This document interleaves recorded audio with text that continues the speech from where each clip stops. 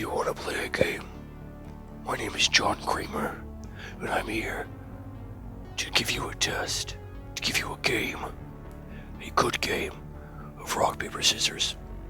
You win. You survive. Alright, we go on 3. 1, 2, 3. I threw rock. If you threw paper, you win your life. If you threw scissors, I'm taking your foreskin. What's poppin', y'all? Welcome back to another YouTube video, and today we're taking a look at another film review, and today we are taking a look at Saw 6, which is continuing our trend of going through all the Saw movies all throughout October, and after this we do have 2 more, unfortunately, so we're coming close to our Saw franchise end, and that is really upsetting. That is really sad that we are almost over with this franchise. However, it has been a very long run with some great highs and some really low fucking lows. So without any further delay, let's go and take a look at Saw 6 and see what Google has to say. Saw 6 came out in 2009 as a horror mystery and has 1 hour and 30 minutes. It has a 6 out of 10 on IMDb, a 39% on Rotten Tomatoes, and a 4.5 out of 5 on Amazon. You can watch this on Amazon, YouTube, and Sky Store. The legacy of Jigsaw continues as his successor, Mark Hoffman, follows his instructions while his wife carries out his final request. So how this story starts is with an opening kill, as we all do. However, we have one pitted against the other. They have to donate flesh to, survive. Whoever donates the most flesh survives. The other one gets a lobotomy. And, the guy got a lobotomy, the girl lost an arm, then the girl's in hospital, and that's basically the start of the game. We open up the premise of this insurance company not really giving fair payouts to its customers and basically turning most people away. John Kramer doesn't like that because he actually came to them to ask for help and to hopefully get his cancer sorted out, because he found a cure or a hopeful cure for his cancer, but they didn't want to take the gamble, so they turned him away. They turned away quite a few people. Roderick from Diary of a Wimpy Kid also makes an appearance in this movie, as he's stuck in a chamber for an hour with his mum, with a switch which says up for alive and down for death. And that's pretty much it. I'm gonna be honest, that's all they really do for the rest of the movie. So we'll be back to them later. John Kramer is basically flashing through all the other films he's been in, talking to Amanda and talking to Mark, telling them hey, I love you guys, you two are like some of my assistants, you gotta listen to me, I know how this shit works, you guys don't, I'm the brains, you're just here to help out because I can't do the heavy lifting. Then Mark is like, fuck you, Amanda, I don't like how much you're talking shit to me. I know that you were there when John's child died. Fuck you, I'm blackmailing you. If you don't kill this girl, I'm telling John. She's like, shit, okay, which gets her killed. From Saw 3, I do believe. And then Mark continues his work after John has died, because John dies in that, Saw 3 as well. And Mark is then operating this whole thing, and then he gets stopped by a news reporter and put in his own jigsaw trap by Jigsaw's wife, who then kills him. Well, she doesn't kill him, she attempts to kill him, he survives, and we have a sequence of locking the door, which is a staple for Saw movies. It happens at the end of all Saw movies, and we flash through all of them till this point, so there's a good 6 door closes in this final sequence, which I think is a really strong, empowering moment, and one that links the whole story together. And that was my biggest complaint with the past 2 movies, where it just felt so different and so out of the Saw franchise. So I'm glad that this one links the other 2 that we watched, 4 and 5, back to the main franchise and back with the other characters. I like that. I think that's really cool. Again, linking these police officers back to John Kramer, with John Kramer been working for them for a long time, just in the background. Fair enough, it might not make much logical sense, or sense in number 3 for Mark to be working for them, but it's still cool how they're trying to link it back. And again, I don't think they were thinking this far ahead into the future. They're pretty smart when it comes to making these movies. and their plot twists, but I don't think they were that smart into thinking that far into the future. And I really don't think it was planned. I'm pretty sure they're going movie by movie at this point, because they were pumping out like a new one every year. So I do think they were just going movie by movie and hoping for the best. So yeah, continuing on. The main game is basically everybody from this law firm. The main guy who turned down John is going through this law firm, going through this like massive warehouse, seeing all of his partners, colleagues, workmates getting tortured and killed pretty much.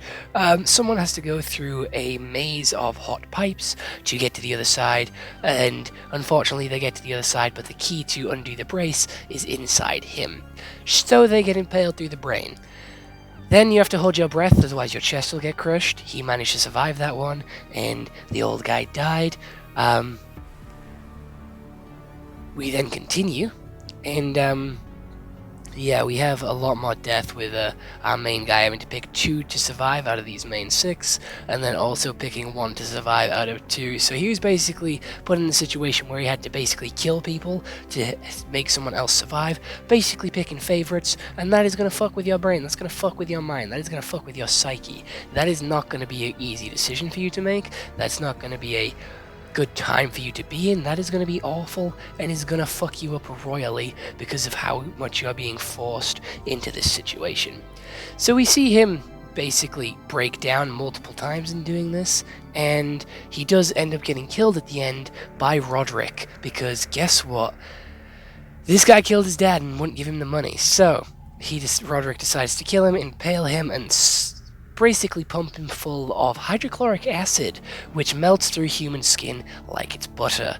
And that's basically where the movie ends. And I'm going to be honest, I liked this one. It is much better than the previous 2 that we've watched, linked it back to the main Saw franchise, brought John Kramer back in a really cool and creative way, and showed that he had a grand plan from the get-go by wanting Mark to die as well, because he knew, like Amanda, that he was flawed and wouldn't be able to carry out the mission to John's, standards. He wouldn't be able to keep the sort of life going, and he won't be able to keep it all up. So I think it's very cool that, again, John was thinking this far ahead. He's one of the smartest fucking people going. He has to be one of the smartest people, must have like fucking 2000 IQ going off here.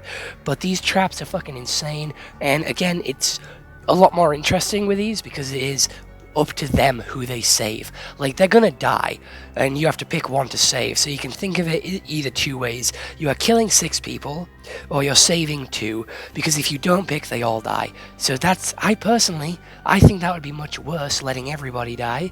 But then again, it's the emotional turmoil of letting 2 survive and having to pick which 2 you're gonna survive. It's not like picking people for like a basketball team. It's not picking people for like PE, where you like have to bring them together to basically, form a team. You are basically choosing who gets to live and who gets to die. You are playing with people's lives here, and that must be terrifying. That must be scary. I can understand why he's breaking down, but you have to pick somebody. You can't let everybody die, because then you'll feel so much worse, because you had the potential to save at least 2. So there is a mindset where you can look at it in a specific way, but if you are the one tied up in this situation, they all start lying and sort of basically go into like natural instincts of saying what they think will get them to survive. Like, they have a kid, they're pregnant, their parents are worried about them, their parents are sick, they have children at home that they need to provide for, and they're the only one that can do it. They start making sub stories to make him feel bad, and that is such good, like, emotional value to this, and added a whole lot of good viewpoints to it as well, and made the scene really exciting. Because I liked the Circle movie, which we took a look at a couple of months ago, where you are like 100 humans and they're all put in this room and you have to vote for the next person out, and it just gives you like people saying, oh, the pregnant person, the child should survive because their life is worth 2, and then there's like the child, so they have their whole life ahead of them. So it's very similar to that, like, who is the one you keep alive? And then there's people that are gonna lie, that are gonna cheat and try and fuck with that system to make sure that they can be the last ones surviving, the last one standing. And you gotta think, like, basically, you gotta be looking out for yourself in this one, because if you don't lie, you're gonna die. Like, that's it. It's game over for you. And that was such, like, a brutal game. And everybody... when you're in a life and death situation, it changes the way you think, and that was explored quite a lot with this one, with all these different games and how people were reacting and acting to each other, and what they were willing to do to survive. I mean, that's the whole premise of Saw, like, what are you willing to do to survive?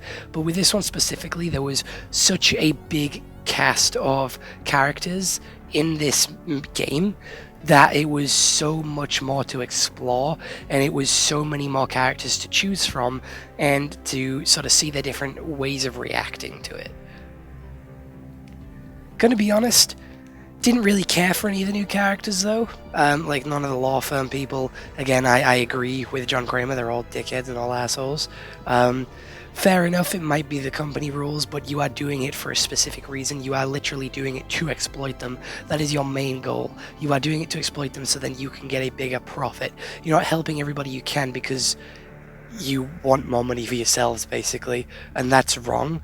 And all the law firms do it. It's as simple as that. I can guarantee you most of them do it, but it is a very scummy thing to do and a scummy tactic to have. But this movie, again, a lot better than the other two Saw movies that we recently had, and I'm going to give it a much higher score of a solid, like, 8 out of 10. I didn't mind this one. I thought it was a lot more entertaining than the others, and I didn't have to take a break from this one. This one had me locked in for most of the movie.